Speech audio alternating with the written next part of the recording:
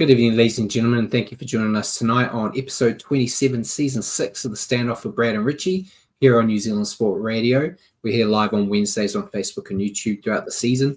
Evening, Richie. The Warriors finally got the monkey off the back with that win over the Titans and at their home away from home on the Gold Coast, and we witnessed perhaps the best Golden Point finish we've seen in a round with more than a couple of upsets to keep the comp interesting. How are you, and what did you think of the round? I'm doing well, thanks, Brad. Yeah, I thought it was an outstanding round. A couple of really great games. Friday night was off the charts good. It was a good round of footy. Obviously, great to get one over the Titans. It's been a wee while coming, and it made it all the more satisfying. We should be beating teams like that, so nice to not just succumb to them again and timidly like we have done the past few times. But how are you anyway? Yeah, good. I can tell you it wasn't a great week to use your joker, that's for sure. No. I regret using my last joker this round. I feel like this round this week would have been the better one, but you still moved it is up. what it is. I did. But yeah, while we're here live on Wednesday evenings at 8 p.m, you can also catch our show at your convenience on iHeartRadio and Spotify. Just remember to search for New Zealand Sport Radio. As always, we're going to cover everything you need to know in the week that was rugby league, including our top stories of the week, a review of the round 25 matches. We'll then take a look at the ladder, fantasy, and the tipping comp. We'll then answer questions from you guys as well as questions we've got for each other. And then we'll preview round 26, make our picks, and let everyone go home happy. So remember to send us comments and questions throughout the show, and we may as well jump straight into it, mate, because there's a stack of news this week. I can't even see it all on my page. So we'll get Titans out first, mate. Shall we do that? Yep. So the Titans have officially confirmed that Des Hasler will indeed finish up as head coach at the end of the season. They told us this quite a while back, and then he beat the Warriors, and it seemed like he had got a new life, and then the Warriors beat him and got rid of him. So he will be replaced by Sharks assistant Josh Hannah on a 3-year deal. They're already talking a lot about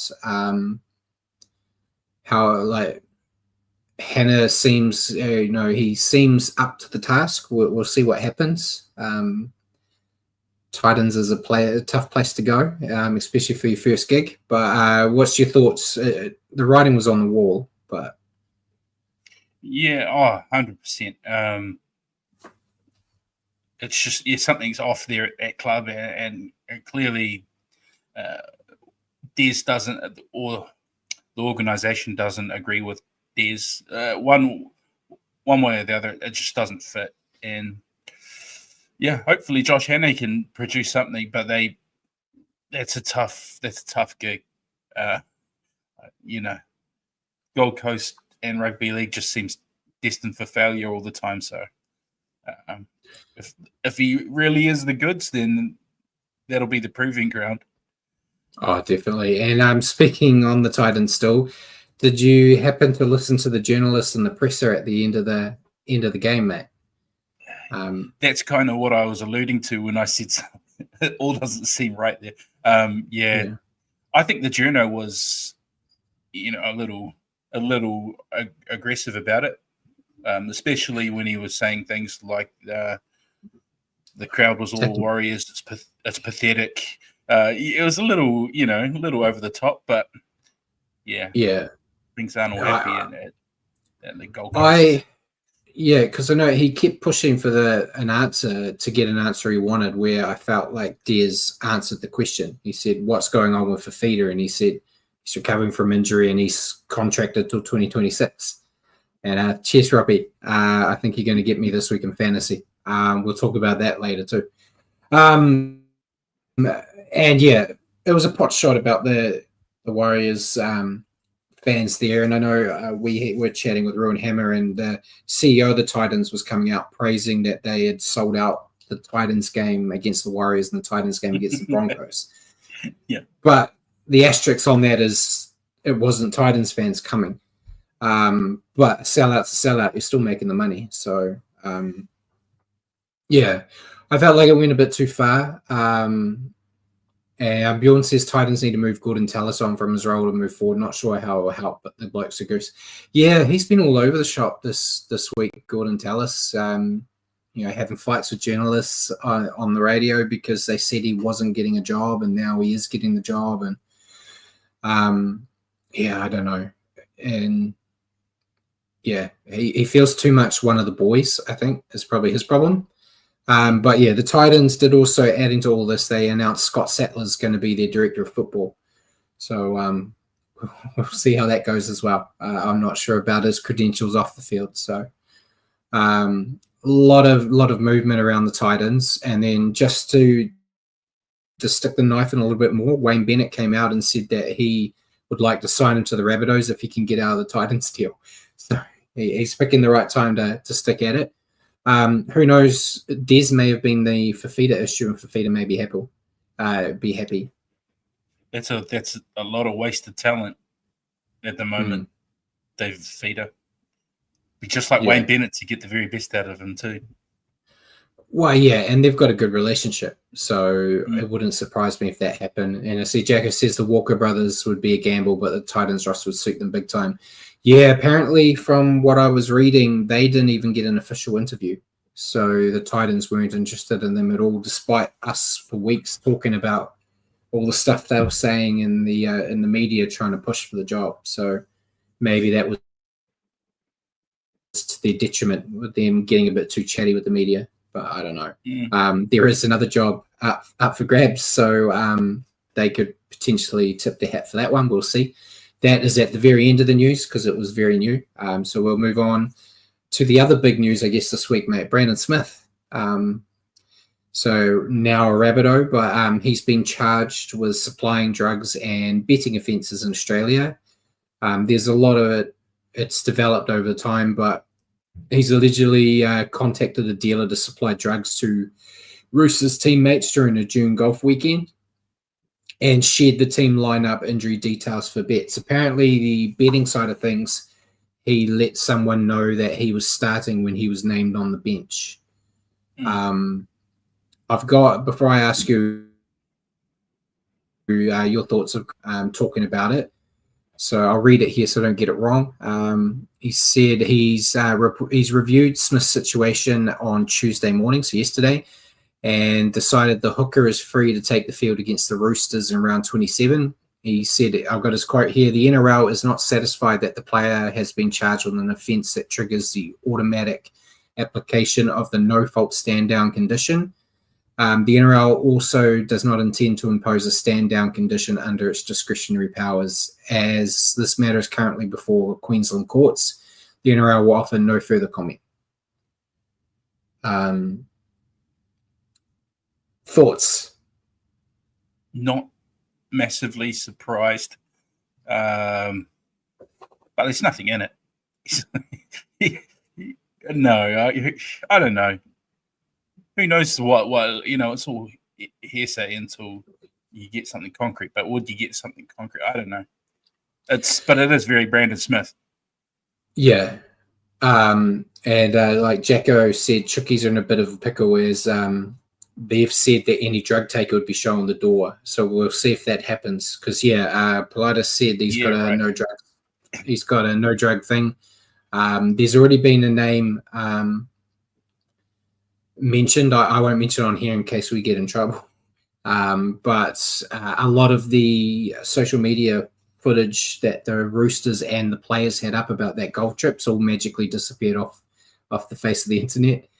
Bjorn said not great from Smith, but story's been blown up a little. Very small charge and doubt it'll go anywhere. Yeah, I think it's not going to go anywhere either.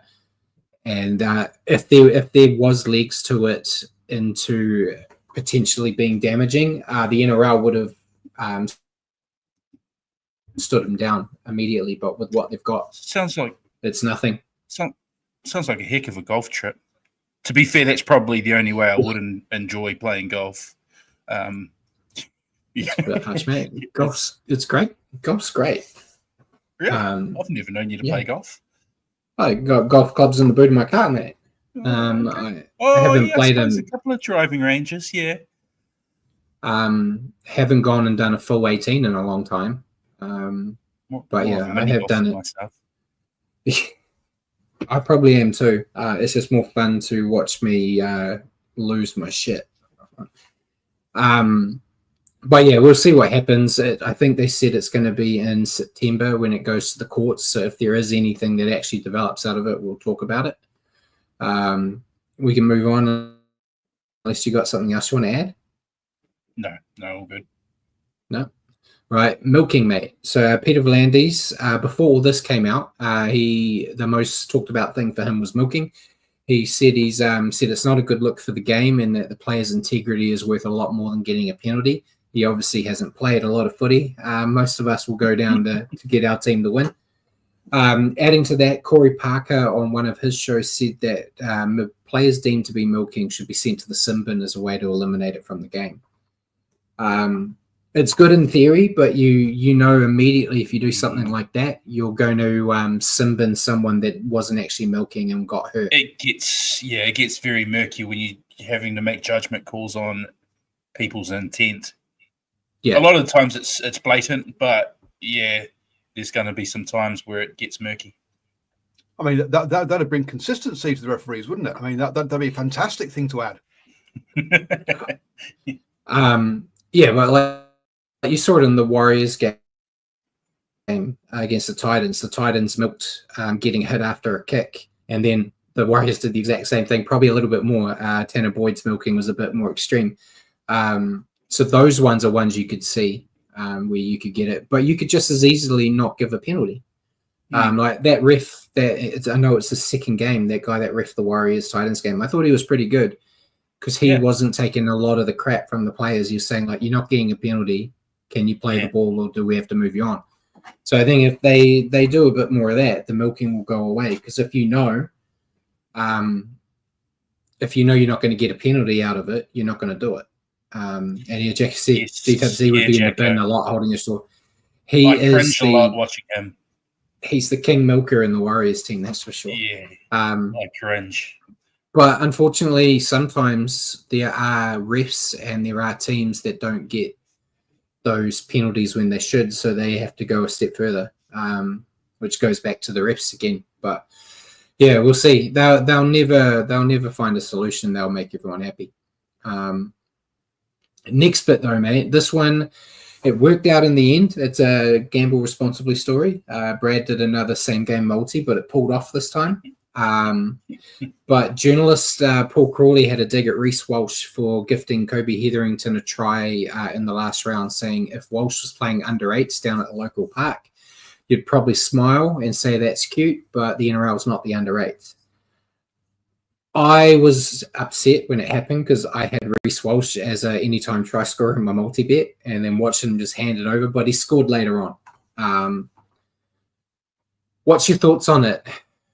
I don't really mind it as such. Mate, the guys that aren't playing the game with betting in their mind, and no, they're not playing the game with your multi in their heads. You know, he gave a teammate a try on a milestone game.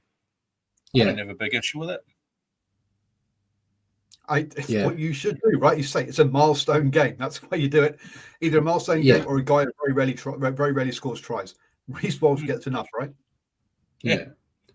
I've scored a try or two because of that. So I'm not gonna throw shade at Reece Walsh. Your only one? Not my only, but a few of them. Go at them if the guy drops it and doesn't score, but yeah. But yeah, thankfully for me and many others, I'm sure, Reece scored later in the game and saved the multi for me. It was a good one too, man. I was worried about the one from last week, but this one it got me. Next news: Tigers are set to upgrade Taylor May on from a training trial to a top 30 deal. I think that's like the easiest decision you can make, especially after how he's been playing. Yeah, and I just excuse me, I just thought he'd come into the side too, and you know, watching him back at Penrith, the quality he had there, and he had some troubles, but being back in an environment with one of his family members, I think he's just happy and playing the house down. So yeah, easy decision. Yeah, and there are rumours that Sandon Smith will meet with the Knights, as all signs point to him leaving the Roosters, with the yet-to-be-confirmed signing of DCE putting him on the altar.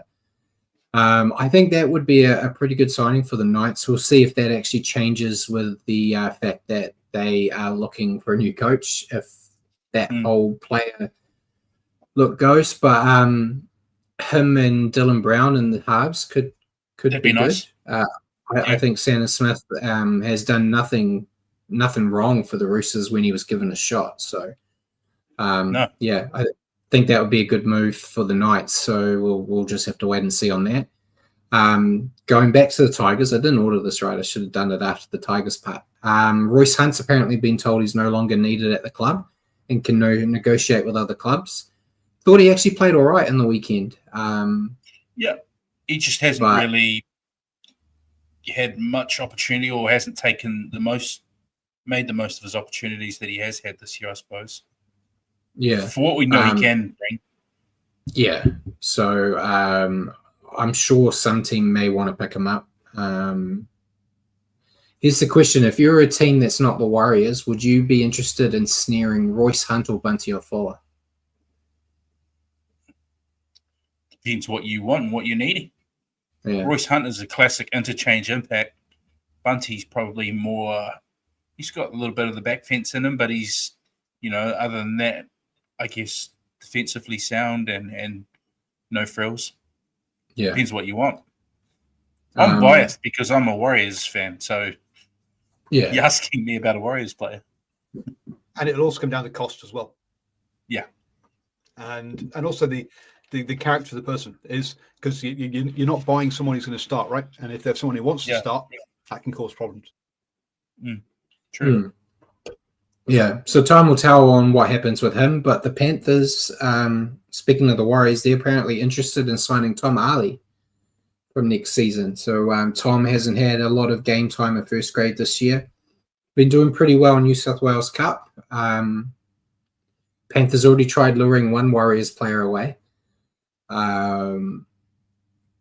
I don't see the Warriors stepping in the way of Tom Ali if he was to go.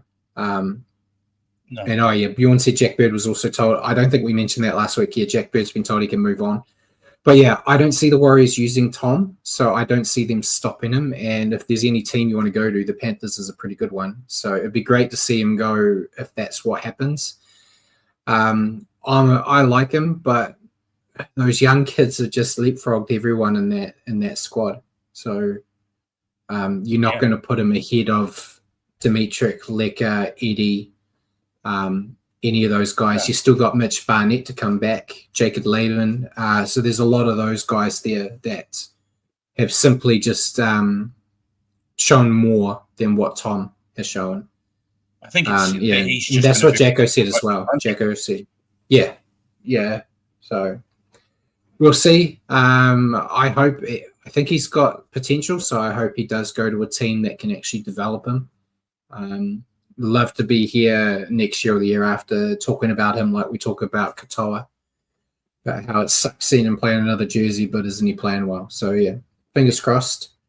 And Jacko said they've got Crosby and Fatialofa as well. So yeah, you got 6 or 7 young kids well above him there.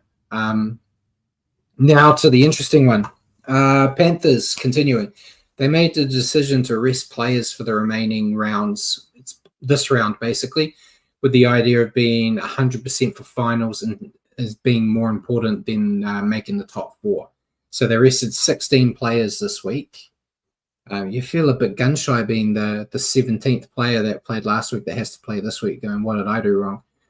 What do I need to work on? But it's brought up all the discussions that we have every year when the Panthers decide to do this. The others I don't mind because they've usually secured the minor premiership or a top 2 spot, and they're doing it in the last round. But this time, they are 7th right now. Potentially, if they lose this game and then lose next week, they could end up 8th. It would be great. Like Jagger said, he hopes the Panthers B team beats the Dogs. I'd love that. But yeah, see, they're on 31, so they can't miss out on the 8. But you know, they lose the next 2 games, they could get leapfrogged by a few of those teams that end up. I'm in the other boat where I kind of like that they're doing it and hope the doggies take them out. That's just a competitor underneath us that, you know, keeps them at arm's distance from us. Yeah, but a full strength side beat the Bulldogs and we win, we're up on the same points, we could end up 3rd. If we win next week as well. I was having this conversation with another mate of mine. I guess my mindset was I'd rather lock in the 4. Like, there's not a lot of difference between 4th and 3rd, really. Yeah. There's a big difference between 4th and 5th. Yeah. So, yeah, because if they drop to, like, we're looking at the ladder now, but if they drop to 8th, they potentially end up playing the Broncos in that first round. And, you know, that last game that Cleary played, he shanked it. He is quite an emotional player. He can, when he gets the yips, it affects him. It could be the do or die on them. I don't want to go too far into it because I know my questions about it. But yeah, I'm more sour on it because of fantasy, where they ripped my team apart. But Paul, I was going to say, look, for them to make the top 4, you need the Sharks, Broncos, and Warriors all to lose. So for them to climb above 3 teams, they know they're not making the top 4. Doesn't matter what's going to happen. So why not? Yeah. So anyone who's even slightly injured, you definitely rest them. And yeah, that's to me it makes sense. They doing it 2 weeks though. There is a question mark there as to will you be rusty by the time you come in against that first one. I assume they're all going to be back next week. Yeah. I assume they'll all be back next week, but yeah, we'll just have to wait and see. But the Panthers had the first half of the year off anyway. They didn't show up till round 13. So how much more rest do you want?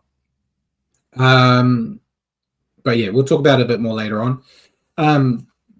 And I was going to end on this part of news because it was a bit happy, but then we got the Adam O'Brien news, so we'll end on it down instead. But the Tigers announced that they have secured Leichhardt Oval and Campbelltown Stadium as their home venues until the end of 2041. Both grounds are apparently rumored to be receiving 110 million combined in upgrades.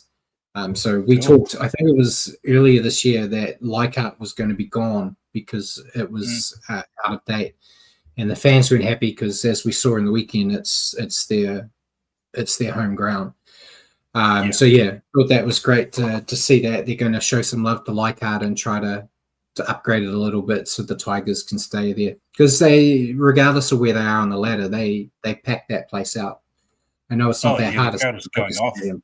But yeah, yeah, great to see. And then the last bit, mate, Adam O'Brien. We might have to discuss this about if it works in your favor. No, prediction-wise. It doesn't. Correct.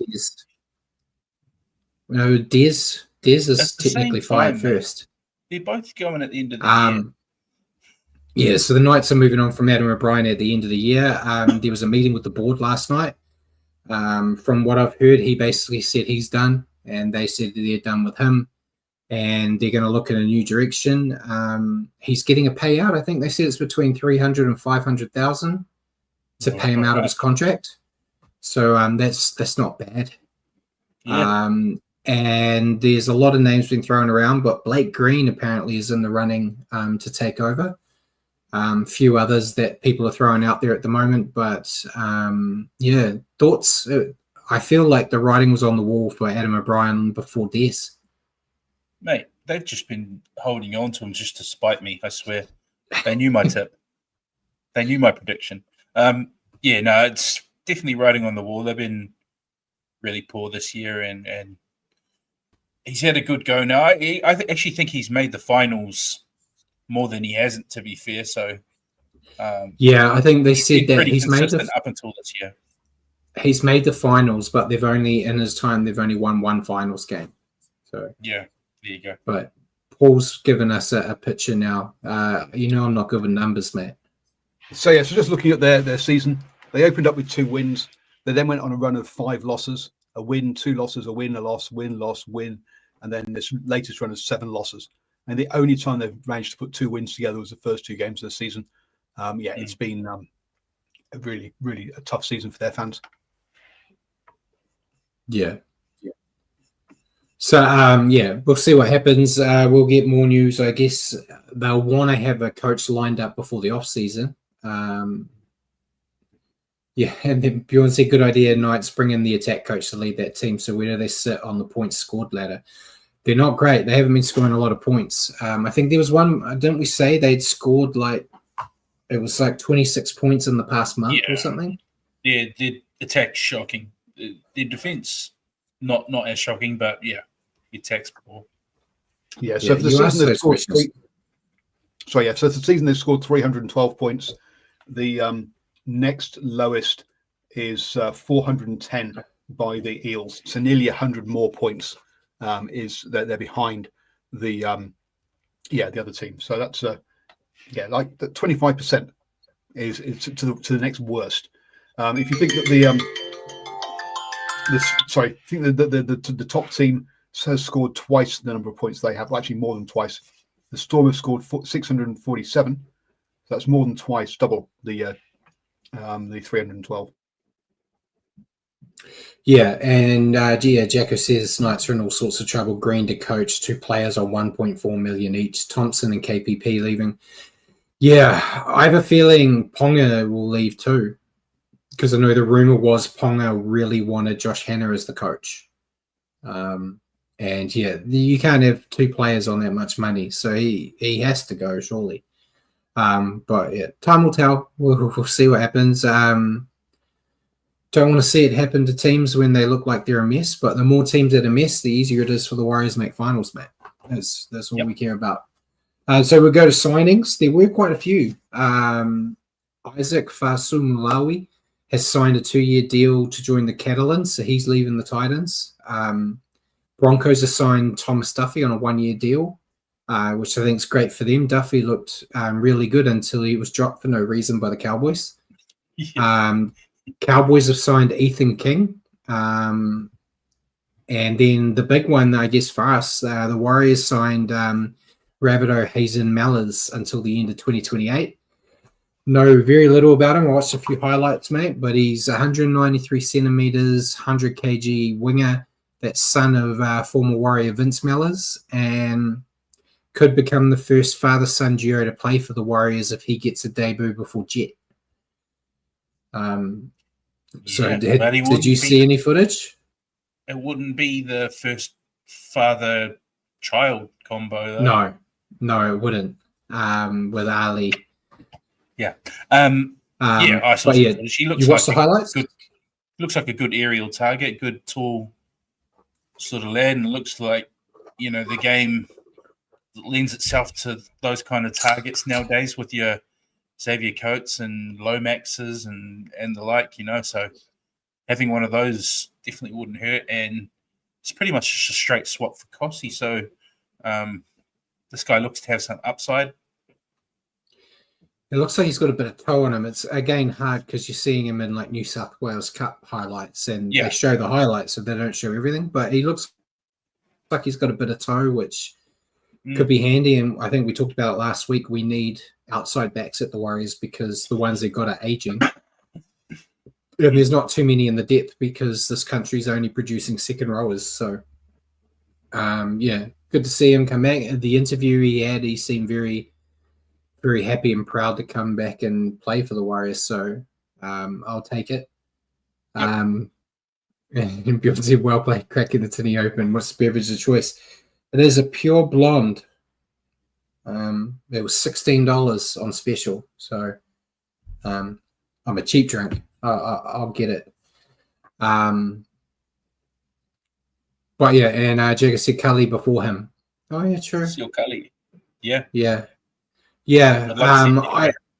I think you'll see a point where you'll have them as both your wingers because Roger's got a couple of years left at best, and I'd say Dallon's the same. So, you'd see them both come up potentially around the same time. But yeah, I think Carly will get it just because he's been there longer and he's got that pace. He's just got out and out pace. So that's something we need. And then the Catalan Dragons have signed Charlie Staines on a 2-year deal, and the Castleford Tigers have signed Blake Tough on a 3-year deal.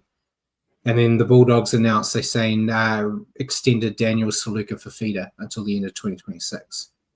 So more signings and extensions this week, which makes a change. But you got any thoughts on those other ones, Tough and Staines?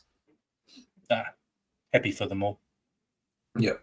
So now we'll go to injuries. I don't think I got all of them, mate, but I think I got the big ones. So Jake Trbojevic has been stood down for the rest of the regular season due to his latest concussion. He may appear in the finals if Manly manage to make it. Xavier Savage from the Raiders, his season is done after fracturing his shoulder. Massive loss for the Raiders there. Thought he was playing really well for them. And then Adam Dwayhe from the Tigers, multiple facial fractures, done for the year. He took a Jason Tomorrow thigh. He was. Yeah. And Jacko said Jack Arthur's off to retirement comp too. Okay, I didn't see that one, but yeah, doesn't surprise me. I was abusing him. He was in my fantasy team. I was abusing him. Maybe I don't know. And then Harry Hayes from the Bulldogs, he is done for 6 weeks with a hamstring. And then Sam Walker from the Roosters failed an HIA, 11-day stand down, and Tui Kamika failed an HIA and is out for 11 days as well. Mate, I captained Sam Walker this week in my fantasy. Yeah, Sam Walker one hurt you, didn't it? Oh, my word. Yeah. Anyways, I'm not bitter or anything. Yeah. And then Naughty Boys, Harry Grant, Storm, grade 2 shoulder charge, 2 matches. So they've told him to rest up until finals. It was a decent shoulder. I'll give him that. It was. So now, so that's all that. We'll move into the NRLW before I let you talk about the round 25. So we had the Raiders defeated the Bulldogs 56-24. Titans defeated Dragons 22-4.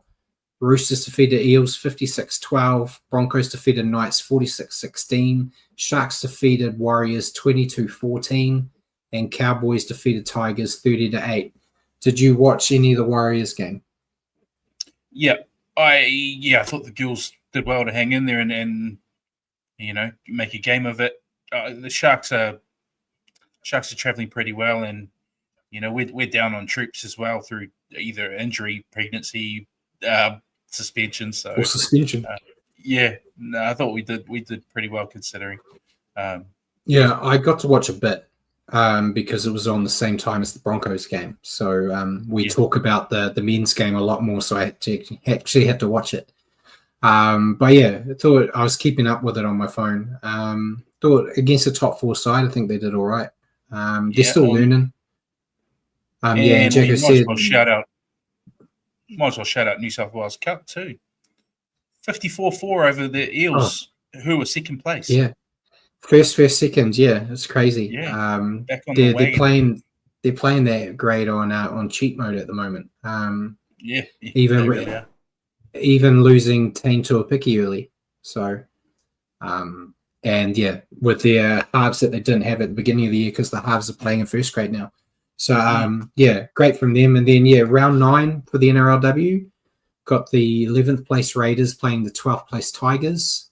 So Raiders could go 3 in a row, mate, after they got that upset over the Warriors. 10th place Dragons versus 7th place Warriors. 3rd place Cowboys versus the 1st place Roosters. 4th versus 5th with the Sharks and Knights. Then 2nd Broncos versus the 9th Bulldogs. And then Titans 6th versus Eels 8th. So it looks like a couple of one-sided matches in there, but hopefully the Warriors can get a nice win over the Dragons. It'll make my day. Yeah. But we'll see. True. So we'll move to round 25, kicking off on Thursday with a comprehensive Rabbitohs win, them defeating the Dragons 40-0. Comprehensive is right. Yeah, all one-way traffic. That result there is a Brad dream. only if it was the Warriors in the win column. But for the Rabbits, it was 7 tries. Jacob Host, Jai Gray, Alex Johnston, one closer to the record. Tallis Duncan had just the one. Peter Mamazelis, Tom Fletcher, and Tyron Munro with a cracker. Nothing for the Dragons. Yeah, dominant display from Souths here. Hard to fault anything they did. They ran hard and direct and just picked the Dragons' defense apart from start to finish. Season's over for them, but it's good to see them still striving to finish the year on a high and hopefully get AJ to that record. And we'll see how many beers. I didn't have any. It was a Thursday and I had work a few hours after the game finished. So I was sensible. But yeah, what did you think about the Rabbits? Yeah, I thought it was an outstanding win. They just went all night and scored regularly throughout. Even more pleasing for them, holding the Dragons to 0 to cap off a one-sided affair. But yeah, they've had a tough year with the injuries and whatnot. So this one will be pleasing. They have a lot of potential there if they get the injuries right next year. I guess you could say, with your Jai Grays and that all pushing hard and developing. So it's been a tough year, but I think they can bounce back next year if they stay healthy. Yeah, and your thoughts on the Dragons? I think it was just one of those nights for them. Unfortunately, I think they were definitely feeling the toll of, I guess, last week. Brutal game with the head knocks, so they were down troops already, and they've had a month where they've beaten a couple of the big teams and played some good footy. So I think they just kind of burnt out this week, and I'm pretty sure they'll bounce back. They've played some pretty good footy here and there, but yeah, it's just one of those down weeks for sure. I think they just weren't there. I was going to say, perhaps a little mention for Jacobs Little, who got 67 fantasy points, and also Damien Cook on 61, when a lot of their other players got like their 20s. So it sounds like those two guys stood up, but a lot of others around them didn't. Yeah. Yeah, there've been no praising the Dragons on this show, Paul. It really looked like the Dragons were struggling with those injured players, like you said, out, but they just couldn't hold on to the ball. I think Paul brought up the stats. They made 12 errors. Not the worst this round. There's a few others that did a lot better than that. But they didn't actually miss that many tackles, but it was more because they didn't put themselves in the positions to make them to begin with. So it's like the underlier in your stats where it says, like, I think they only missed, it was like low double-digit tackles. Yeah. When you think 40-0, you're expecting a lot more than that. But yeah, they just seem to be stuttering to a finish now, and after showing glimpses of promise not that long ago. The injury was bad. But yeah, it's good to see. I'm going to say. And Bjorn, the crowd was very bad. I know it had rain a lot, but it's still under 8K is shocking. Yeah, it's on a Thursday night too, I guess. Yeah, it doesn't help. I'm biased. I know if the Warriors had a Thursday night game here at like 8 o'clock, I would go, but that's me. But I could understand why people wouldn't. But yeah, the Thursday time slot's always a bit of a bitch. So the Rabbits on a 3-game winning streak. This is the longest winning streak of the season. They have a bye now, and then they'll finish up with the Roosters on the last week of the season. I feel sorry for the Roosters on a team that's finishing so well. Yeah. So all eyes going to be on that game for AJ now to see if he can get the record in one game. Your player to stand out, Ashton Ward, top fantasy was 73. Mate, he looks about 12 years old, Ashton Ward. You're stealing my lines. Oh,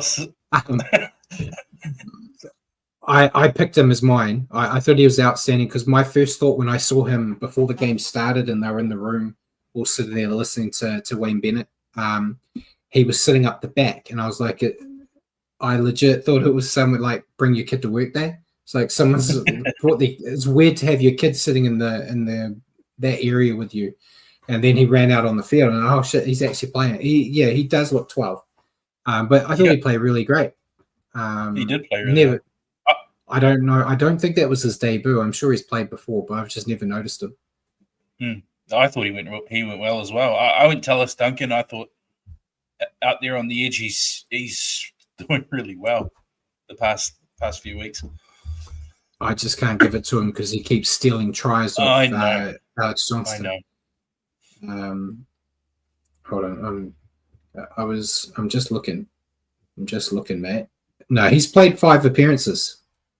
So he made his debut against the Sharks. And then but he's been the 5'8" in all 3 of their wins. They're back-to-back wins. So was that debut at the age of 11 and a half? Must have been. But well done him. Next game, cracker of a game to kick off Friday night, mate. Raiders defeating the Panthers 20-16. Yeah, it was a cracker of a game. 4 tries to 3 for the Raiders. Joey Tapine, Simi Sasangi, Ethan Strange, and Kyle Weeks. For the Panthers, Casey McLean had 2, and Liam Martin was the other try scorer. Yeah, this one was mixed emotions, mate, because I needed the Panthers to win for my joke around tips, and I knew I'd get ahead of Simon potentially because he had picked the Raiders. But the way they finished it made me like all on board for the Raiders. I thought it was great. But they started the match a bit slower than I expected. But with the confidence they've got after such a great year, they just never showed any signs of doubt in themselves. Their forwards led by Tapine and Horsburgh, made sure they were in the fight, and then the backs created some chances, forcing the game to golden point. Then once they got into that, they had a bit of luck on their side with a rare Cleary miss, but they turned it into magic with that length of the field run. Fantastic result for the Raiders as they're one step closer to that minor premiership, and I think talking about them as potential grand finalist winners is a lot more believable after seeing them play like this. Yeah, it was an outstanding game of footy, and to be honest, I don't think the Raiders turned up for the full 80 either. Yet they still found a way to prevail over Panthers, who we all know, 4-time champs. They just seem to have it all worked out this year, the Raiders. There's so much young firepower out the back now, that are developing really well this year to complement the monster forward pack they have. You add that firepower to Joseph Tapine, Horsburgh, Hudson Young. It's a recipe for a problem of a team for a few years if they stay where they are. But I thought it was an outstanding result. That finish was just one for the ages. Yeah, and as Jago said, Savage out for the season. That's the only thing that could dampen them a bit. Tamale's coming back their way. Tamale is close. Tamale will take that spot.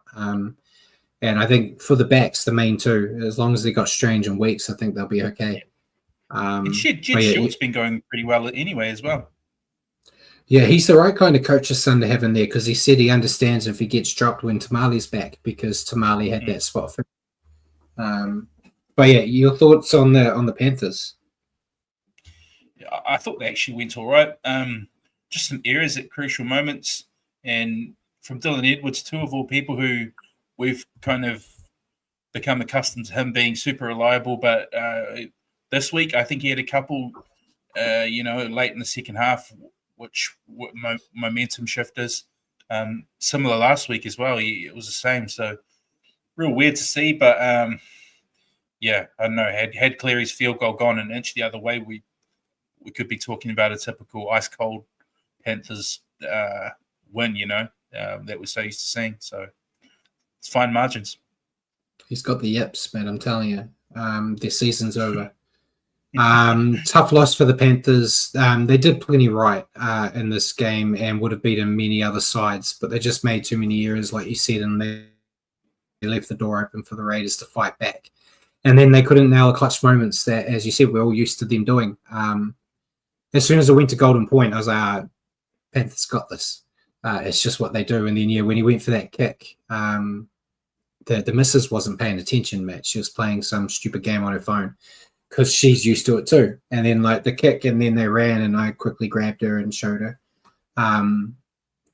But, yeah, just it'll be burning in the back of them, I think, that loss. Oh, yeah. Game, why I think they shouldn't let them have the week off. But it is what it is. Joseph Tuppeny, top fantasy with 85. Who'd you go with? I had to go KO Weeks, the game winner, but he's so electric, man. He's one of the ones I mentioned when I'm talking about the firepower. Him, Ethan Strange. If they keep these guys, they're just, they're awesome to watch. Yeah, I went with him too. It was between him and Ethan Strange because they both created that final try. But Weeks has been great. And Bjorn says Cleary needs kicking practice from his missus. I don't know enough, but isn't she a goalkeeper? She's a goalkeeper, isn't she? I guess. But I went with KO Weeks too. Thought he was fantastic. We'll go to the second game on Friday. Didn't disappoint either. Storm defeating the Bulldogs 20-14. Yeah, it was actually 3 tries apiece. Goal kicking being the difference. So for the Storm, Ali Couture, Ryan Peppenhausen, Xavier Coates. For the Dogs, Bailey Hayward, Viliami Kakao, and Jacob Carrez. Nick Meaney was 4 from 4, 3 conversions, 1 penalty. Stephen Crichton just the 1 out of 3. That's the difference. Yeah, Storm started strong in the first half, setting up a decent lead, but I thought they let the foot off the gas, and their ill-discipline started to creep in, namely the Harry Grant Simbin, which allowed the Bulldogs a sniff, but they ultimately held on. Not the best performance by any stretch, but I'm expecting a lot more from them come finals time once they've got Hughes back and Grant when he comes back from a suspension. Paul's telling me midfielder couldn't have been more wrong, Brad. She's scoring goals, not saving them. Man, I don't know that stupid sport. But your thoughts on the Storm? I thought it was a good win for the Storm against another highly rated team. They got the halftime lead 12-0. They did let the Dogs back. As you said, Brad, they let them back into the game a bit, but they did hold firm to pick up an important win. Against another top 4 team, that's just what you want to do. You pick up the win by any means. Yeah, and your thoughts on the Doggies? I thought they played their part here, and it was a cracker Friday, but they definitely played their part. I think for the most part they had at least parity, if not the better of a lot of the stats. But in these games, it's like we said in the last game, the margins are always fine, but I think they'll take confidence going toe-to-toe with Melbourne in Melbourne. I think that'll hold them in good stead for the finals. Yeah, and I think Jacko made a comment as well saying the Dogs don't look good when the pressure really comes on. That's something that I think's been a pattern this year. When they get pressured, they kind of wilt a little bit. Losing by 6 to the Storm in a wilting faction is not actually that bad. It is against the Storm. But Paul? Yeah, so in the first half, the first 12 rounds, the Dogs were 9 wins and 2 losses.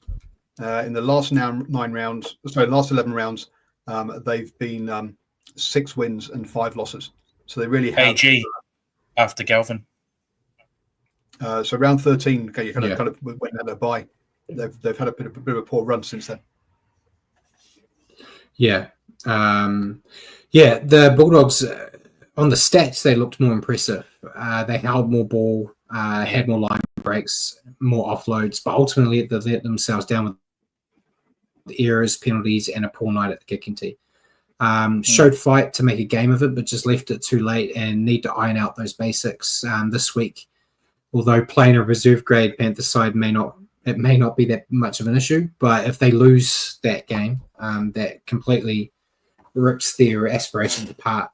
Bjorn said man of the match Crichton for the grubby act on Pat right in the Brad playbook. I was going to put it in the news. Grubby.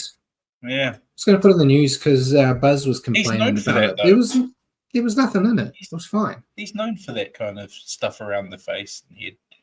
What did you think his no try was a try, or are you happy with that call? I could argue both ways. So I'm happy with the decision they made. If they said it was a try, I wouldn't be complaining either. But that's an ultimate fence sit. 100%. My pick. But yeah, Viliami Kikau, top fantasy was 62, and Cameron Munster was top for the Storm was 60. Who'd you go with? Ali Katoa, just ultimate fanboy. He's a beast, mate. One of my favorite players. Yeah, I went with him too. I thought he was really good out there. So next game, this one may take you a while with the tries. It's the Eagles defeating the Dolphins 58-30. Yeah, curse this game. 10 tries to 5. For Manly, Matthew Lodge, Luke Brooks, Lehigh Hopewadi, Ethan Bullimore, Lehigh Hopewadi again, Ben Trebojevic, Luke Brooks again, Tom Trebojevic, Tolu Kola, and Tom Trebojevic again. For the Dolphins, Fini Fuiaki, Marshall King, Lemuelu, Felice Kafusi, and Lemuelu had a second. No defense this game. No. It was a hell of a performance from the inconsistent Sea Eagles. They were attacking from everywhere with DC and face footy just tore the Dolphins apart. As Paul said there, they made 21 offloads. Errors creeped up due to the style of footy they were playing, and they did let in a few soft tries towards the end. But if they can stay at this level, they could break Warriors fans' hearts in that final round. Your thoughts on Manly? Yeah, out of the box performance here. This is what we know Manly can do on any given day, and when it happens, it's really great to watch.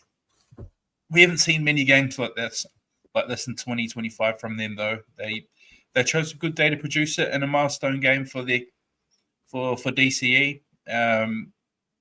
But yeah, I thought they're really good, particularly with ball in hand. Yeah, and your thoughts on the Dolphins? A bit of a dagger in the Dolphins finals race. I think losing Herbie's been a bit of a turning point. It's really hurt them. They lose a massive strike weapon, but also their defense just seems to have gone out the window. And it just wasn't there at all in this one. 58 points against a team who's been struggling. It's tough day at the office for the Finns. Yeah, I thought they started well, and they did look good on attack, making less errors than Manly, but they couldn't defend and just couldn't keep up with Manly when they had that. It was like just after halftime where they did 3 or 4 tries in the space of a couple of minutes. Got a few tries towards the end to make the score look a little bit better, but it's just another season where the Dolphins have run out of steam, which is disappointing. It's something they're going to have to work on. They're 3 from 3 of dying out as the season goes on. So it's a definite problem. Lehigh Hopewadi, top fantasy with a big 94. He's who I picked. Thought Tommy Turbo might be getting a bit worried with his form dipping a little bit. He's not as important to Manly as he once was because they could just throw this kid in. But yeah, who'd you pick?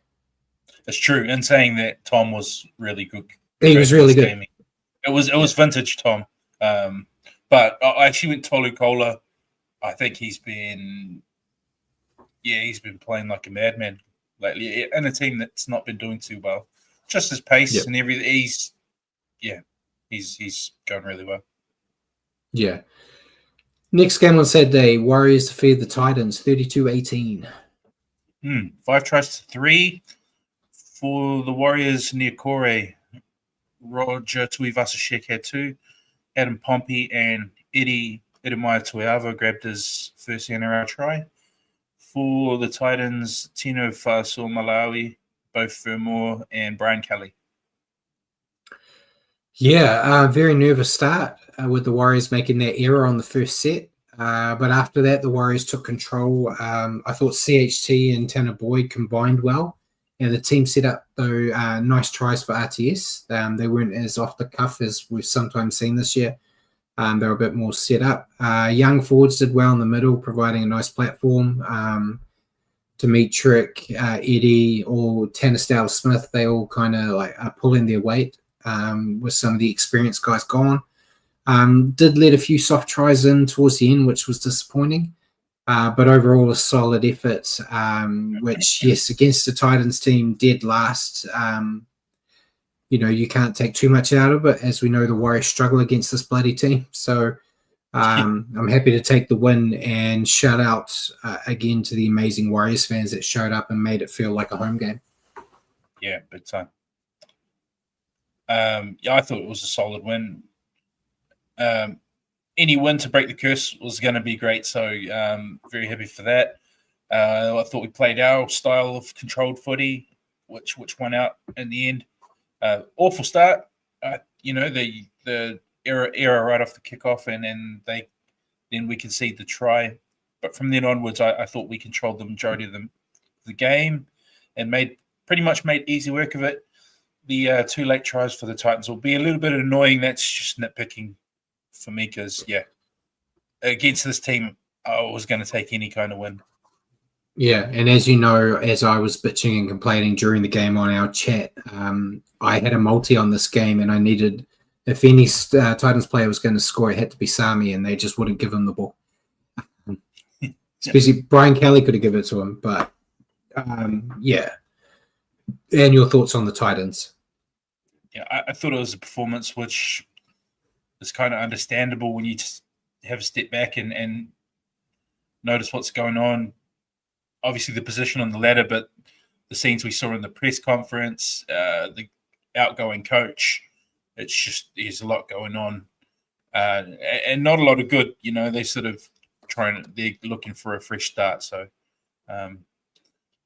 like you and I have already said tonight, we needed to beat this team. If we lost this team to this team again, probably don't. We're not going to stack up in finals. Yeah, I thought the Titans looked up to the challenge at the beginning, turning that Warriors error into points quite easily. But besides that start in the final 10 minutes, the Titans were never in this game. They couldn't stop the Warriors' momentum. They dropped the ball constantly and just never looked dangerous, which is always their threat. It's that outside back speed that always has me worried. And you didn't see that much at all.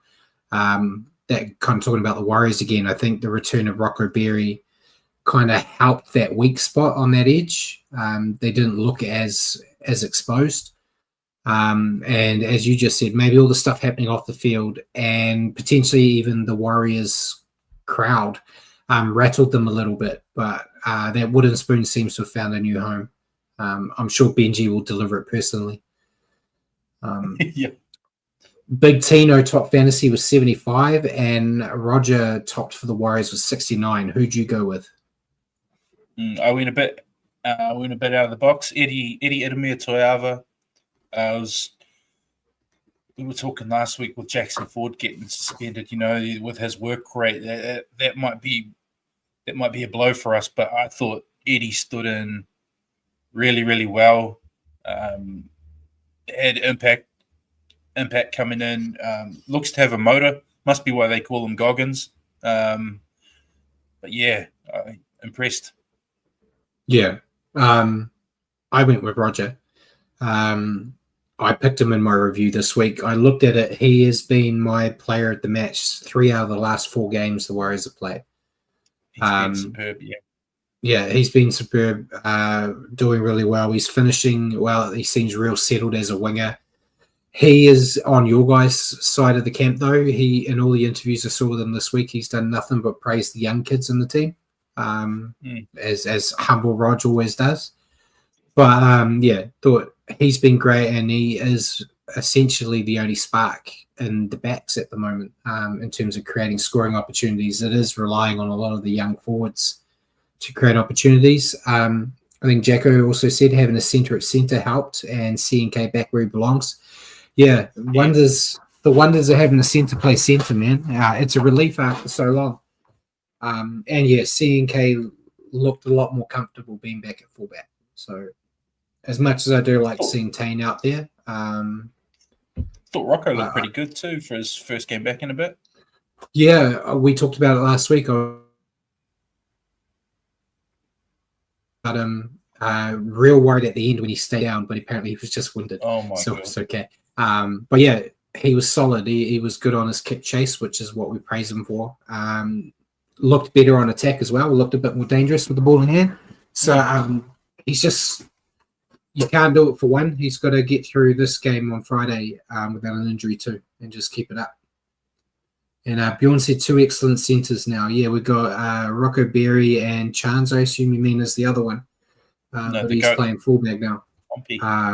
Pompey. Yeah, no, Pompey's done well. He, I think, is 4th on my ladder of my 3-2-1s this year. Because I've given him points a few games this year. But he was good. And Paul was jumping up to say something. I think you just mentioned about him not getting injured for a Rico run, but you mentioned it. Yeah. Then we go to the final game on Saturday. The biggest surprise of the week, I think, for me. Roosters getting smashed by the Eels, 30-10. Yeah, 6 tries to 2. For the Eels, Jermaine Hopgood, Josh Adokar with 2, Mitch Moses, and Jordan Samrani with 2. For the Roosters, James Tedesco and Rob Toya. Yeah, wow, this match did not go as I expected. The Eels were not very polished, but they made the most of their opportunities they had and refused the Roosters into the contest. I thought Iongi was good out the back. Adokar looked back to his best, and Hopgood was fantastic in the front row. They were all in the Roosters' face all night, pressuring them into making mistakes. And I think a well-deserved win for one of this year's battlers. And this made me really worried for this Friday's game. Yeah, I was just going to say, yeah, I thought they were excellent. They did a job on the Roosters, which the Roosters have been playing really well lately. This is not the Titans or someone like that. And the Eels have struggled for the most part of this year, but they haven't had it all their way with injuries. They've had Moses out for extended periods. But it all kind of clicked this weekend, and you can see the bits and pieces, the potential there, with the Iongis and guys like that. Thought Dylan Walker coming on did what he does, through the middle there. He's so creative, and I think he had a nice try assist with a kick, crossfield kick to Adokar. So I think it all went the Eels' way this week, which kind of cool to watch after the struggles they've had this year. Yeah, and your thoughts on the Roosters? I was just going to lead off with what Jacko just wrote in the comments. They look to really struggle after Sam Walker went off, and fair enough, Sam Walker, they've just got him back and sort of worked back into playing with him, and he's been outstanding since coming back. So that definitely would have thrown them off. But yeah, they were really thrown off in this one. I think they were not where they have been recently. They still had some moments of magic. Mark, as he often does, can pull something out of nowhere with the behind the back pass. So nice bit of flair there, but yeah, tough night for the Roosters. Yeah, I'll just say what you and Jacko said. The Roosters never recovered after Sam Walker's injury. Paul? I'll say, does Sam Walker explain why they got 57% completion rate? That's appalling. And 22 errors. I mean, seriously, their handling was horrible. This was not one player. It was all one player, Paul. You just don't understand league. It's okay, though. True. No, yeah, 22 errors in this one, as you guys just mentioned, and I don't know where this performance came from. Maybe they took the Eels too lightly, and by the time they realized they were in for a battle, it's already too late. They kept pushing and tried things to spark some life into the attack, but without Walker, they looked lost. And the further behind they were getting, the more they did pressure and the more mistakes came. It just, everything they did went wrong. It was just one of those nights. It looked need to bounce back quickly as their top 8 spot isn't safe yet. Really? Like what, against the Storm or against the Rabbitohs, who had a great win at the weekend? Yeah, exactly. I can, They might be out. We don't know. And Marky Mark top fantasy was 61, and Jermaine Hopgood top for the Eels with 59. I went with Jermaine Hopgood. I would have been tempted if the Roosters had won. Mark, I can't say his last name. I always get it wrong. I was just going to say that too. If they'd won, I think Nwangani Tawase was a good shout. Just got so much magic in him. Never be. Yeah, in a losing side getting pantsed, he was doing everything he could out there. But yeah, I went with Hopgood. He's had to make the move into the front row, and it's not really his position or style, but I think he's been doing really well. Very physical, and wanted to give him a shout out. I went Adokar. Of course you did. You just saw 2 tries. It's not a hit. No, he went really well. He played really well. Jagger said we need a howling northwest on Friday to negate Moses' floating bombs. They're frightening. Yeah, I'm not as concerned with when you got Chance out the back. I think he'll be okay. But I'm more worried about the speed from Adokar.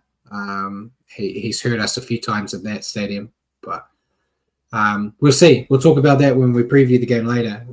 First game on Sunday, mate. Broncos defeating the Knights 46-12.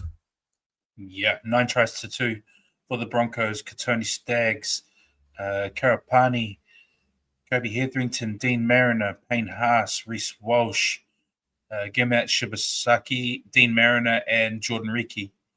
For the Knights, Leo Thompson, Bradman Best. I'm trying to. I found it. Multi, mate. Dean Mariner, Karapani, Staggs, and Walsh to score. That's what I did. What did it pay out? It was paying $15.44. I threw what I had left in my TAB account, which was $3.75, and I got $57.90 back.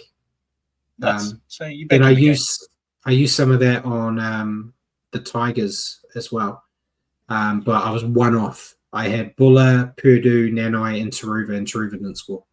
But we're not talking about that. Dominant display from Brisbane here. They were ruthless on attack and smothering in the limited defence they actually had to do. Just felt like everyone was on here. Slowly building momentum for finals, which makes them a dangerous side, despite sitting lower on the ladder than many of us predicted this year. Your thoughts on the Broncos? Yeah, not a lot more I can add, Brad. Yeah, they were all on. They pitched up and put a score on, as I kind of expected them to do against the Knights, who are going really poorly. But it's a good win for the Broncos. Everyone will take some good confidence out of that, but also good shot in the arm for their for and against, which is already a lot better than ours. So it's worrying from that point of view. But just seeing them work back into form in general is a worrying sign for the. I thought they might drop off after losing their halves, but ideally, good performance. Though. Yeah, ideally, we'd like a situation around one of the finals where it's Panthers Broncos. Yeah. Kicking one of them out in the first week would be really good. But yeah, your thoughts on Newcastle? It's just been one of those years. They just whatever they tried, they couldn't contain the Broncos defensively, and the defense has probably been their strongest point of their game this year. They just looked lost, and they look very far away from a win, which is I guess why they're looking at parting ways with the coach. But they're just trying to dig their way out of a hole. They're not in a good spot. Yeah, you said a lot more than I'm going to. I just said not much to say about Newcastle. Showed very little in attack, even less in defence. And apparently the straw that broke the camel's back when it came to Adam O'Brien's future. Yeah. Counting down the days until the year's done. Yep. Not much more to say there. Reece Walsh, top fantasy with 91. He's who I went with as well. he too. completed that. He completed that multi for me, so I was happy. And yeah, he was just getting involved. Yeah, Jacko said Knights were shit. That's it. Yeah, basically. That sums it up, Jacko. We'll move on to the last game. Cowboys defeating the Tigers 34-28. Yeah, exciting game. That one for 6 tries to 5 for the Cowboys. Jeremiah Nanai, Semi Valame, Tom Dearden, Semi Valame got another one. Braden Burns and Jackson Purdue. For the Tigers, Taylor May with 2, Jareem Buller, Jerome Luai, and Brent Naden. Yeah, it was a lot more entertaining of a match than I expected. Hell of a way to end the round. The Cowboys were in this match from the start, but looked to get the speed wobbles on either side of the half, but they refused to quit and just got themselves back in the final 20 to snatch the win. Jason Tomololo showed shades of his pass with a big effort in the middle. I think he ended up on like 175 meters. Yep.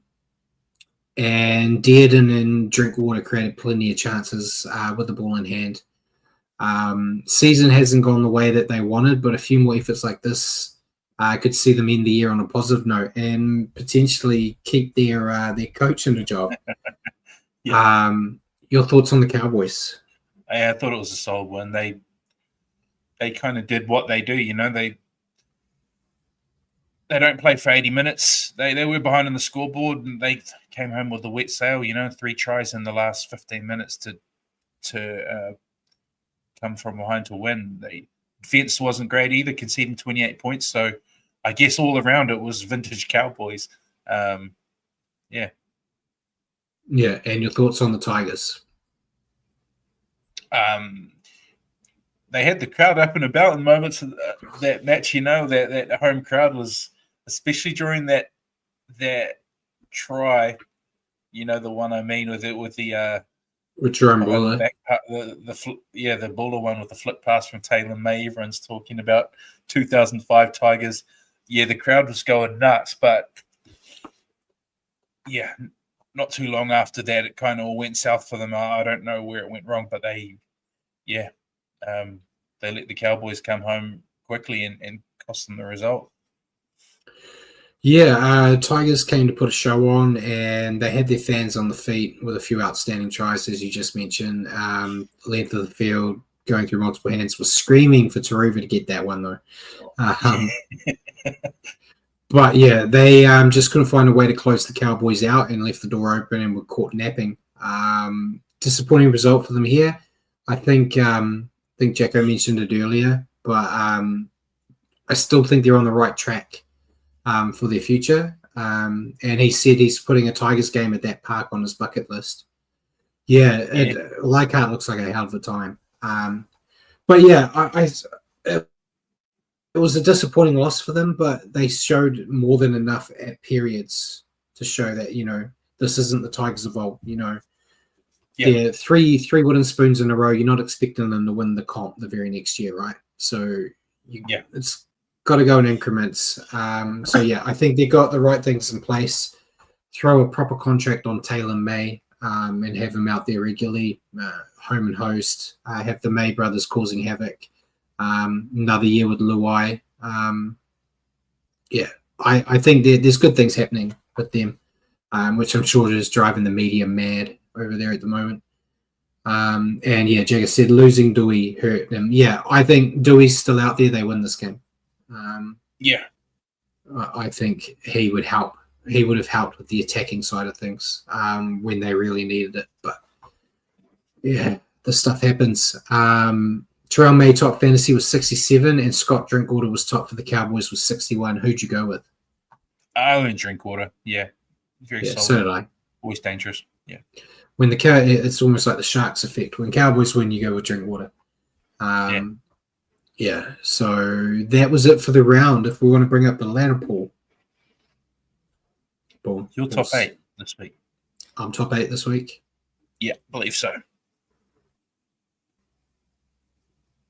There we go. So no changes in the top 4. Still Raiders, Storm, Bulldogs, Warriors. Broncos have moved up to 5th. Sharks have moved up to 6th. Panthers moved all the way down to 7th. And the Roosters stayed where they are at 8th. Yep, and Dolphins Seagulls, and Tigers all stay in 9, 10, and 11. Cowboys move up to 12th. Dragons move down to 13th. Eels, Rabbits, Knights, and Titans all remain where they are, 14th, 15th, 16th, and 17th. Yeah, and I think the Math Wizards have said that it's Tigers up still have chances of making the 8, but for the Tigers to do it, they need miracles in their favor. Yeah. But I think it double, right? Yeah. Not only do they need the three teams heading to lose 2 games, they need to win by like 70 points in both of their games. Yeah. Made me feel like the Warriors of old, mate, when we were sitting here around this time of year trying to figure out every game what had to happen in order for us to make it. So I'm happy we're not in that situation. I think they said Manly winning in the weekend secured us at worst 8th. Yeah. Which is a relief. I don't want to see us drop out of the 4 by any means, but to know that we're not going to drop out of finals entirely, I'm happy with. So move on to fantasy. You Paul's trying to remember how. 609, mate. What the hell's going on? Yeah, I had a tough week. You got some rubbish players in there too, mate. But picking Sam Walker as your captain and him getting 2 points before he went off. He was playing well, though. I thought it was going to be. He was. It was going to be a masterstroke from you, mate. I'm sure. I ended up on 916, which wasn't too bad. Stafford Toa, he was my final trade to come in when Rupert Garrett got injured, and then after all my options played, he got named that he wasn't going to play. And I couldn't reverse the trade because everyone else had already played. So I couldn't get him out. But yeah, most of my team is gone now. Jaden Campbell's in my halves. I'm happy I had him, mate. But yeah, my players that could play are on a bye because they're Rabbits players too. So no good. So we'll go to the tipping comp, which is all the people here actually care about. Four of us used our jokers, our final jokers too. So Simon, he shot to the top. 5 out of 8 he got, but the 10 points for the good old joker. ACT Hellcat is 2 behind on second. Bjorn's up to third using his joker too. Your boy Mac, early ripe, early rotten, Matt, he only got 3 this week, down to 4th. I've moved up to 5th. Evelyn is 6th, the Yerk is 7th, and you are still clutching in the 8, mate. Mate, I've had 2 crap weeks in a row, so hoping to see a turn in fortunes there. Yeah, and then we've got NB Sports Fan 9th, Roscoe 10th, Harry Poppins 11th, the boy from SMB 12, Princess K Hill 13, Michael Pazzuto 14, and then Hammer 15. So yeah, we're still in it, mate. 5 away is really hard to turn over with not many rounds left.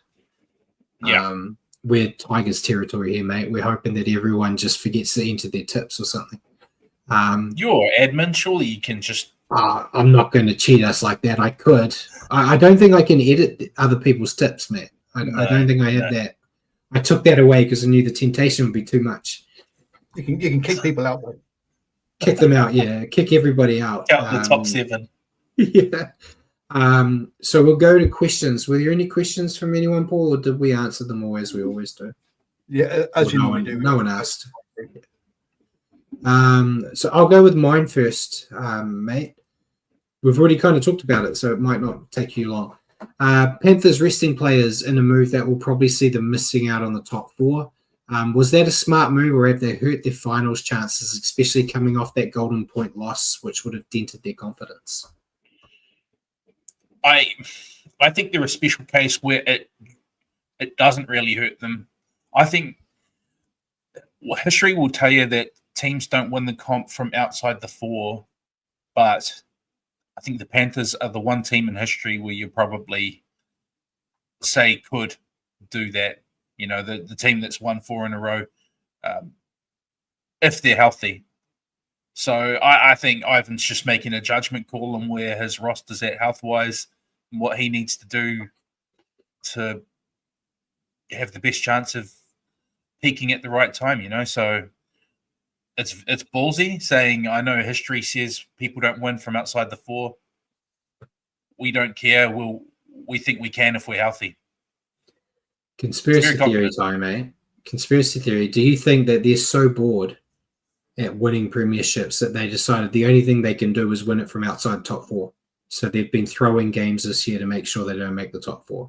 And that's why they were so poor for the first 12 rounds, mate. It's all making sense. I can see it.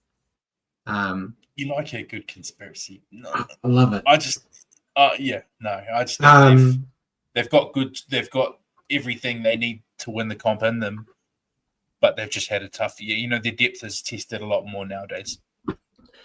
Yeah, I don't know. It all depends on where they actually end up. Because it might be smart if they get to play at home in that first round and know they just have to play back to back. It's fine. But if they're playing away, like say the Broncos, that's a game they could really lose. And then they're out completely. Odds are they're going to keep winning. And yeah, Ben said, is Nathan Cleary still miss a clutch after 2 losses and Gold Point? Yeah, I think he's got the yips. I think this was the wrong idea, giving him time off, because he sits back and thinks about these things, because he talked about it, about Origin. He'd stew at home about the decisions he made. So I feel like not letting him have a week after back-to-back Golden Point losses where he cost his team isn't going to help him. But I might be just trying to death ride them into losing. I don't know. Well, I was just going to say, at the same time, it wouldn't surprise me if they made it to a big finals match like a prelim and he ices the chance to win a game. It would not surprise me. Yeah, and I forgot, like Bjorn mentioned, they're actually not playing at home anyway. I forgot that part of it. So, and of course, this is Brad who said they had no chance of making the finals anyway earlier in the season. So, his record stuff is solid. Yeah, it is true. So that's why I've got to death ride them to not win the whole thing, because I said they weren't going to. I think in our predictions I had Storm Broncos final.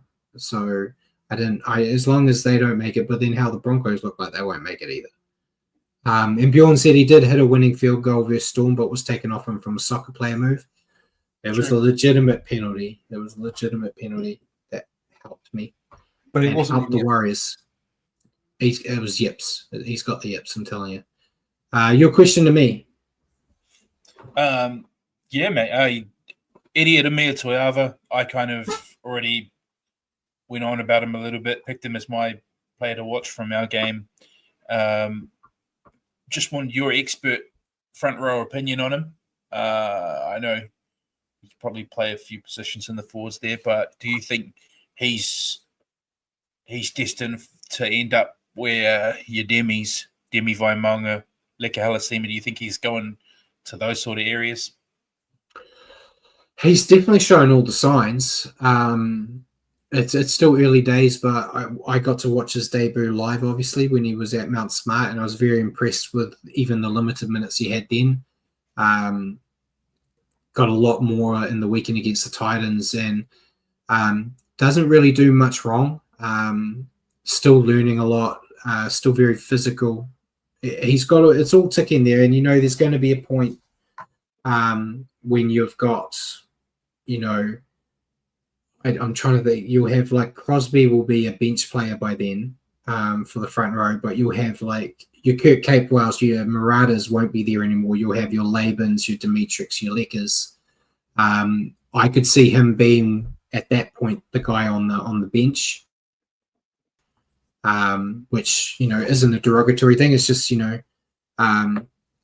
if you're going to have your second rowers in there, I think it's going to be Laban and Lecker, and Dimitrik I think is going to end up. I think I said it last year. I see Dimitrik as our Adam Fanua-Blake replacement. He's going to be our aggressive front rower, which is he's showing this year with what he's had to do. So yeah, I've got big raps on him. I think he'll do well. It's just about learning as much as you can off the senior players that are there. Sitting next to Fish and Barnett, even though he's injured, learning what you can off them, and the sky's the limit for pretty much all of those kids. And yeah, Jacko said Toyava's versatile. He can play centre as well. And Gannon is coming. Yeah, that is true. I keep forgetting about bloody Morgan Gannon. So I don't know what's going to happen there. I feel like he's going to go straight into 12. Murata will end up being front rower. Unless they move him on. I don't know. There's a good question to segue into then. Gannon. Does that look like an unnecessary signing now? Where does he fit in? We got so many young forwards coming through. I think it's unnecessary now with hindsight. At the time, that we just lost Tohu, we were a bit iffy on how Aaron Clark would go. Lecker and Dimitrik and that, we knew who they were but didn't know how well they would go. So, in hindsight, well, I think he'll be a great addition. Kurt Capewell is, got 1 year left. Murata will be gone at the end of his contract, I think. I think Gannon will be in there. I know Jacko said he better be a gun, otherwise why the hell we sign him? From what I've seen, he is a gun. He's currently playing for the Warriors in Rugby League 26 in my franchise, and he's been pretty good there. Him and Lecker are our second rowers. Time will tell. We don't know how many of these players will go. And I saw Ben asked, does the Warriors New South Wales Cup success attract males recruitment for Perth? I think it will. We saw it in under 20s back in the day when the Warriors were developing all these kids. A lot of them were getting stolen to go overseas. So it's bound to happen. That's the reality, isn't it, of having a team under that level doing so well. Can't keep them all. Yeah, you can't keep them all, and there will be that talk from other coaches and their player agents saying you're getting regular New South Wales Cup games, but if you sign with these people, you'll be playing first grade, and you can't play first grade for the Warriors because you've got James Fisher-Harris in front of you or something like that. So I will imagine Mel will be looking a little bit. It could be a bit of a hard ask, asking the poor young Kiwi boys going all the way over to Perth. It is something Kiwis do like to do, though, go into the mines. Time will tell. I think Gannon looks good. I'm just hoping it translates to NRL. And Jacko mentioned we almost lost Thaddy Alofa to the Panthers. Plenty of scouts be looking at our cup players. He was, a couple of days away from leaving. So, I'm sure New South Wales Cup team, especially after this year with how they're going, will be raped and pillaged, which is unfortunate, but it's part of it. So we'll move on unless you wanted to add any thoughts on Eddie. You kind of already talked about it. Okay, I've got Paul. He's ready to go. Okay, so we'll go to this round, mate. Warriors versus Eels, Friday night, Go Media Stadium. Warriors team, mate. Warriors team, CNK at the back. Wings, Watene Zelesniak, Tuivasa. Centres, Pompey and Berry. Halves, Harris Tavita and Boyd. Front row, Fisher Harris, Vaiamanga and Egan. Back row, Kurt Capewell, Niakore, Aaron Clark. Interchange, Tamaiti Martin, Eddie Edemai Toiava, Tanner Smith, and Leka Halasima. Yeah, same exact 17 as last week. Feel like that's the first time in a long time we've been able to do that. Before we discuss it, Jacko also said he's interesting that Zion hasn't cut it at the Dogs. Yeah. Yeah, well, the rumors I had heard when he was with the Warriors was he was a bit of a lazy trainer, and it sounds like that has been an opinion that stayed over in the Bulldogs, and they seem to not be that interested in having guys that they deem lazy. So I haven't seen it. I can't say that for 100% fact, but that's what I've heard in my meetings with Gus. So we'll see. But thoughts on this team, Matt? You happy with the 17? I think it's a a good lineup, good enough to get the result, hopefully. Yeah, fingers crossed. We'll go into Parramatta. We've got Isaiah Yongi at fullback, Zach Lomax and Josh Adokar on the wings, Will Penasini and Dylan Brown in the centres, Josh Papali'i and Mitchell Moses in the halves, Jermaine Hopgood, Riley Smith and Junior Paulo. Front row, Kalma Tuolangi and Jack Williams, second row, and Dylan Walker starting at lock. Talon De Silva, Matt Dory, Charlie Gumner, and Jordan Samrani on the bench. Pretty good Eels team too. Nice to see Dylan getting a start in his first game at Mount Smart since leaving. He'll be up for that game. And yeah, that back five, even with Dylan Brown playing as a centre, pretty solid, isn't it? It's a very solid back five. So defensively, the Warriors need to be on their A game. I'm picking the Warriors to win in this one. What about you? Do you remember what happened in this corresponding match last year? Yes. What happened? We lost. They tailed us up, didn't they? They did. I'm tipping Warriors. But yeah, we also lost 66-6 last year to the Titans, mate. Come on. Exactly. So I don't know why I brought it up. I'm tipping Warriors. I had my finger poised over that Dirty Rotten Traitors thing there for a second because you had me on my. The TAB has got the Warriors at $1.57 at home, with the Eels at $2.40 on the road. Look, I mean, the Eels only 3 wins and 8 losses on the road, so it looks like a big ask for them. And Bjorn asked if I'll boo Dylan Brown. I don't boo any away team other than the Dragons. I say all my booing for the Dragons and Adam Pompey. So that's all I got. No, I like Dylan Brown. I was going to say people I've seen Brad boo the most at games are normally our own players. There's been a few. Logan Swan, Adam Pompey. Logan Swan, Jesse Royal. Jesse Royal. No, I can't, Richie. A couple of beers deep, you'll get me in trouble. Jesse Royal was never a professional footy player. He was a minor pretending. But yeah, he brought disgrace to the word prop for many years. We'll bring up fixtures now before I get in any more trouble. So yeah, kicking off on Thursday, we have the Bulldogs playing the Panthers. I've gone Bulldogs. I was all in on Panthers until everyone got dropped. Yeah. So you got to go Bulldogs, knowing what we know. So looking at the odds, the TAB also has listened to this because the shortest odds of the weekend are for the Bulldogs to beat the Panthers $1.07, whereas the Panthers are on $8.50 to win this game, which is amazing. $8.50. Oh, that's juicy. There's a bet going on now. I'm telling you, they do find a way. The Panthers.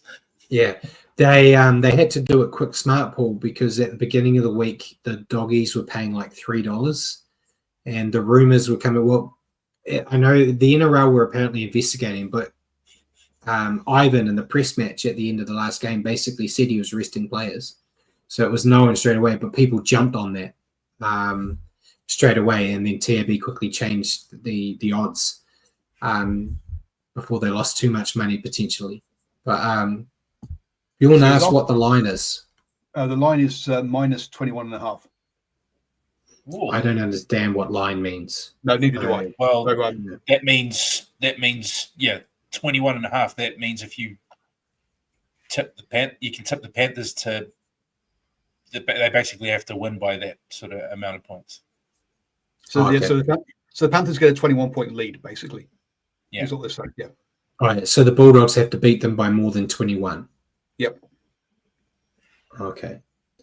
Then first game on Friday, Warriors Eels. We've already both picked the Warriors. Second game on Friday is Storm Roosters. I've gone with Storm. They have rested a couple of players, the Storm, but I still think they'll get the job done. Me too. So obviously the Roosters having a bit of wobbles there last weekend. Look, the TAB have clearly noticed again that they are resting players because the Storm are only $1.65. The Roosters $2.25 in Melbourne, where look, the 9 wins, 2 losses. Essentially, the Storm do not lose. Sorry, in Melbourne. Yeah. Then first game was Saturday. We have Raiders Tigers. I've gone Raiders. Me too. Shot collar. Yeah. The Raiders are $1.24. I mean, look, this is the one where you probably thought would have been the shortest odds of the weekend if the Panthers weren't playing silly buggers. The Tigers $4.10. Yeah. Then second game was Saturday. Dragons Manly. I've gone with Manly. Yeah. With no confidence, but I went Manly as well.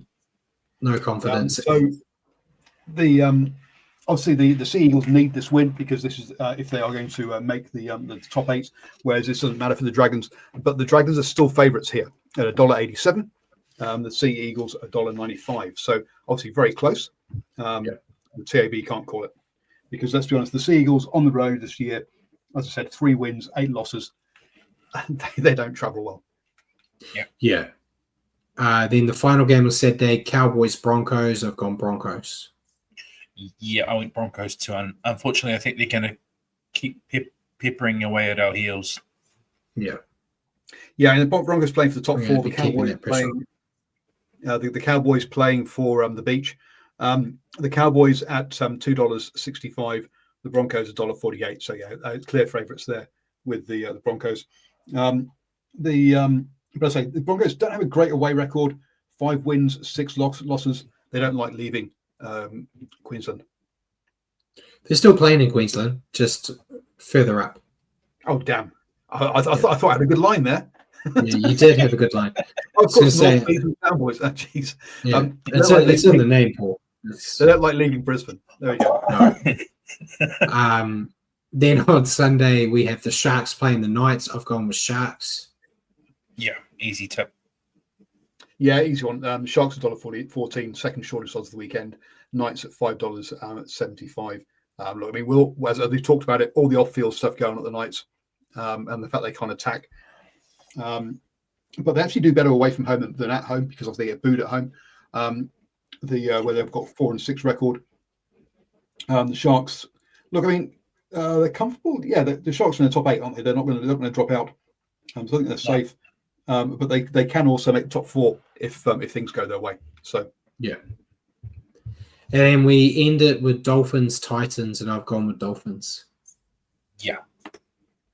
Could be anything that game though, but Dolphins. Yeah, I mean Titans bottom of the table, Dolphins still with a chance of the 8, especially with that the Roosters at the Storm. The Dolphins $1.53, the Titans $2.55. So considering they're last in the table. They've actually got some. They are nowhere near the shortest odds this weekend, with both the Knights, the Tigers, and the Panthers all longer odds than them, which should be unusual for the bottom team, surely. Right, they're looking for that post coach sacking bounce back that happens so often. But there's no. He's still there, so it usually happens when there's a reliever coach involved. And they've not factored that into the Knights, who've got the same problems. Yeah, but yeah, this probably would have been the round to put the Joker on. To be honest, you watched me get them all wrong, but it feels like there's a bit more straightforward in there, as you mentioned with the big odds, Paul. Anything else you guys want to add? Yeah, you could say if we were doing the multi, this would be an 8-game multi because you guys have agreed on every single game. Yeah, I already placed an 8-game multi for this with who I picked, and I've just put money on the Panthers as well now while we're on here. So, we'll see how that goes. Be happy either way. But yeah, anything else you guys want to add before we let people go? No, I'm good. All right. Well, ladies and gentlemen, thank you for joining us tonight on the Standoff with Brad and Richie. For your weekly update on rugby league, tune into our show next Wednesday at 8 p.m. on Facebook or YouTube. And thanks again for helping me out, Richie, and cheers for your help in the background, Paul. And good night, everyone. Hey, whoa. helping you out, Richie. You've been demoted from co-host to kind of dobbing the elf. I'm just here for a good time. It's all right. Yeah, he'll get co-host rights when he does some work.